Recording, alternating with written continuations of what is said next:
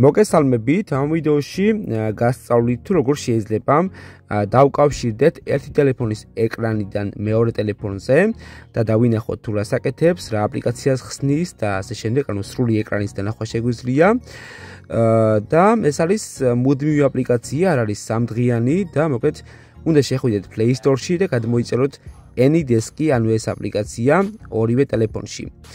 მე მარჯვენა ტელეფონში უკვე გადმოწერილი მაქვს, მოდი მარცხენა ტელეფონში გადმოვიწერ და შემიძლია უკვე როცა ორივე ტელეფონში არის ეს აპლიკაცია, დავკავშირდე ერთმანეთზე.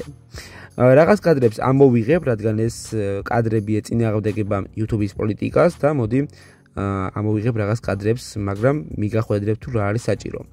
კარგი, აქ არის კოდი, რომელიც დამალულია მარცხენა ტელეფონში და ასევე მარჯვენა ტელეფონშიც გამოჩნდება ეს ყველაფერი. ანუ ჩავთავთ აპლიკაციას, დავინახავთ კოდს, ჩავთავთ ახლა მარჯვენა ტელეფონშიც ეს აპლიკაცია და როცა ჩავთავთ, აქაც გამოჩნდება ეს კოდი. მე თუ მინდა დავკავშირდე მარცხენა ტელეფონიდან მარჯვენა ტელეფონში, ანუ დავინახო მარჯვენა ტელეფონის ეკრანი, უნდა შევიყვანო მარჯვენა ტელეფონში არსებული კოდი მარცხენა ტელეფონში, ანუ აი ამ ტელეფონის კოდი უნდა შევიყვანო მარცხენა ტელეფონში, რომ დავკავშირდე მარჯვენა ტელეფონს და დავიწყოთ. კარგი, მოდი ახლა ავკრიფავ კოდს, რაც გამოსახულია მარჯვენა ტელეფონში.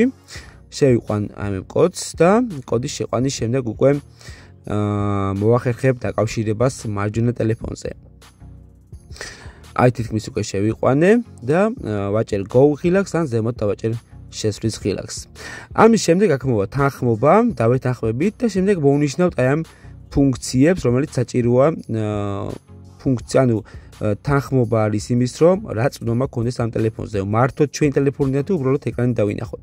შეგვიძლია მართოთ და დავეთანხმოთ ამ ყველაფერს, დავაჭერეთ დაწყებაახლავე და უკვე შეგვიძლია მართოთ ჩვენი ტელეფონიდან მარჯვენა ტელეფონი. აი ნახეთ, დავიწყოთ ახლა მაგალითად, დავაჭერ ჩაკეცვის ღილაკს, აი ნახეთ, ჩავკეცე, შემიძლია გადავიდე შემდეგ აპლიკაციაზე, გადავსკროლო მარჯვნივ, მარცხნივ და ასე შემდეგ.